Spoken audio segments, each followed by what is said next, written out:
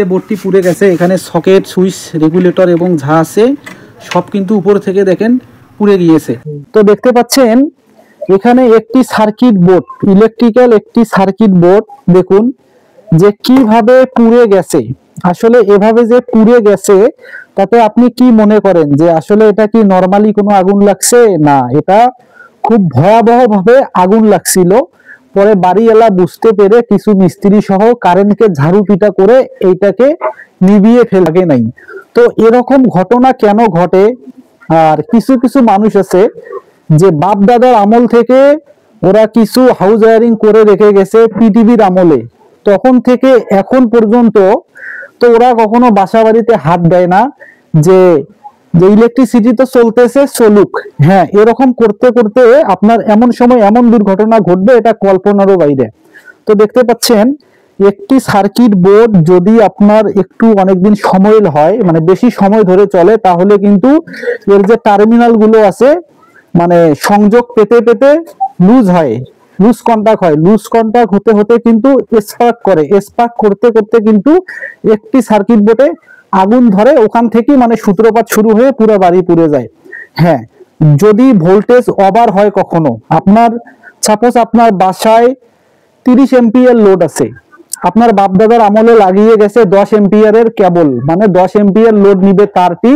পরে আস্তে আস্তে আপনারা রাইস কুকার নিছেন, ফ্রিজ নিছেন, ইন্ডাকশন নিছেন, ওভেন নিছেন, এসি নিছেন, ওই তারের উপরেই লোড দিয়েছেন। কিন্তু আপনারা কল্পনাও করতে পারেননি যে আসলে ইতিপূর্বে কি রকম কেবল ব্যবহার করা আছে। তো এরকম অসচেতনার কারণে কিন্তু আপনাদের এরকম দুর্ঘটনা ঘটে।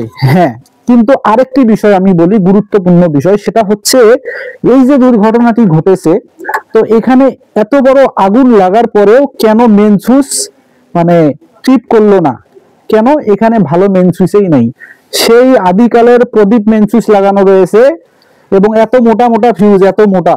তো যাই হোক, আমি যেহেতু এই ভিডিওটা আজকে তুলে ধরলাম আপনাদের মাঝে, আপনাদেরকে একটা কথা বলবো, যারা বাসা বাড়িতে ইলেকট্রিসিটিকে মানে খুব সহজ মনে করেন, ইলেকট্রিসিটি অতটা সহজ নয়।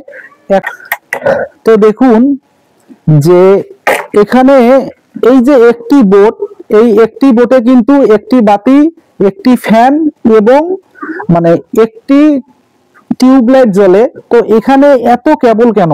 যে দেখুন, আরে সবাই তো কাজ মানে করি, কাজটা সবাই করি, কিন্তু কাজ বুঝি কয়জন? বুঝতে হবে ভাই, না বুঝলে জানতে হবে, জানার পরে আপনাকে বুঝে শুনে কাজ করতে হবে।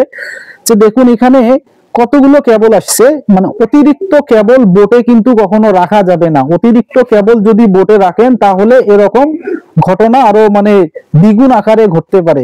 তো অবশেষে আমি বলতে চাই আপনাদেরকে, যারা বাসা বাড়িতে মানে ইলেকট্রিসিটি তো সবাই চালান, তো বর্তমান ইলেকট্রনিক্স আপডেট কিছু ডিভাইস এসেছে, আরসিসিবি, আরসিবিও এই ডিভাইস গুলো লাগাবেন।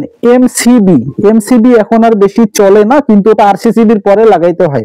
তো যাই হোক, আপনাদের জন্য এই ভিডিওটি আমি আজকে করলাম। আপনারা অবশ্যই যারা বাসা বাড়িতে এরকম ইলেকট্রিসিটি পুরনো করা আছে বা আপনার বাপদাদারা করে গেছেন, আপনারা ওগুলো নতুন করে রিপেয়ার করবেন, কিছু কিছু কেবল চেঞ্জ করে update electronics device, safety device লাগাবেন।